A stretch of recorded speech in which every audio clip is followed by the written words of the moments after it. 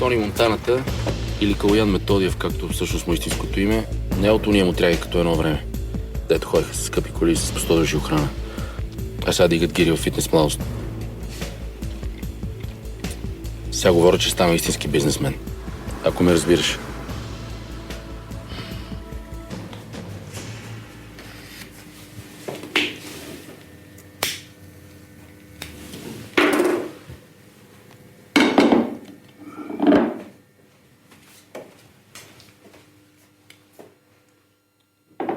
Какво е това? В смисъл, господине? Как се казваш, моето момиче? Калина Сърмова.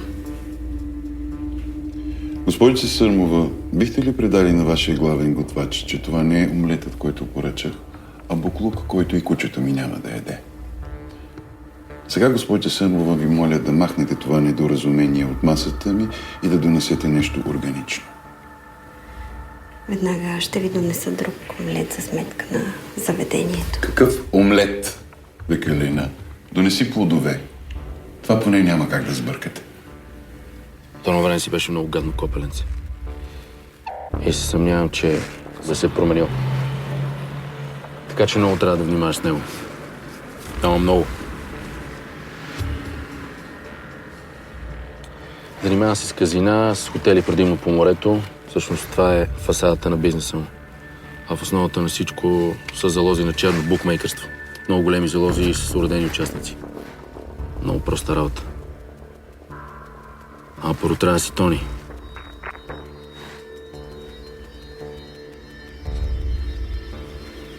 Добре, да, тръгвам.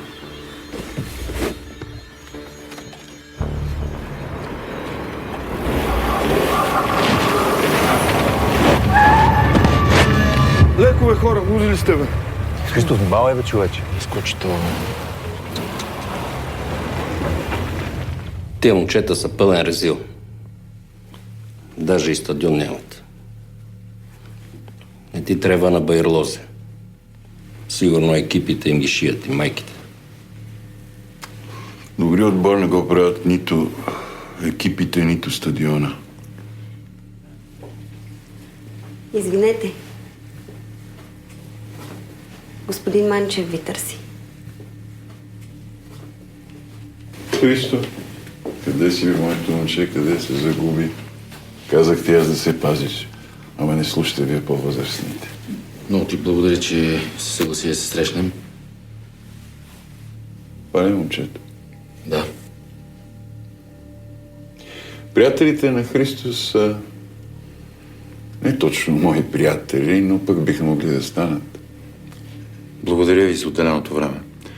Но дали е възможно да поговорим насаме? Господин Георгиев, не оставям насаме с любовниците си, така че няма как. Но пред него може да говорите спокойно.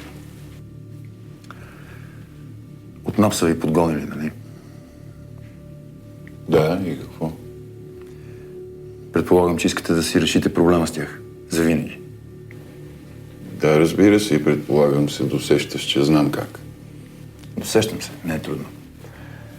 Но е скъпо. И несигурно. Имам друга идея. Интересно. И каква е тя? Вестници. Вестници. Вестници. Но това е нещо ново. Ще продаваме вестници. За 1 лев. Ще го печатаме в тираж 10 000, а ще го продаваме в 300 000. Всеки Божий ден. Само по документи. Извинявай, би ли не оставям саме?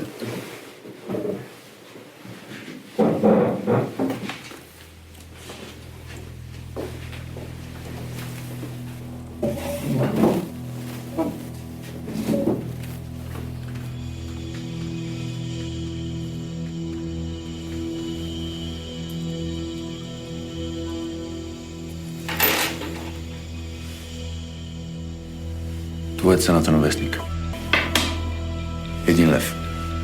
При тираж от 300 000 имаме 300 000 лева на ден. Себестойността или цената, която ти трябва да платиш, е 20 стотинки на брой. Ако направим сметката, остават 298 хиляди лева на ден. Разбира се, трябва да приспаднем административни разходи, данъци, възвръщаемост при продажби от тираж 10 хиляди, но в всеки случай остават едни 240-250 хиляди лева чисти пари по документи на ден. Вече никой няма да те пита откъде са парите ти.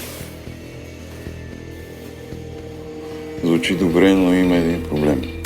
Това не е твой проблем. Аз го поемам. Вестникът, списването, документарната част, всичко това е моя грижа.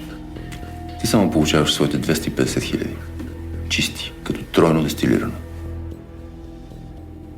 И срещу това ти ще искаш 10%. Мисля, че е честно. И защо да го правя точно с теб? А с кого?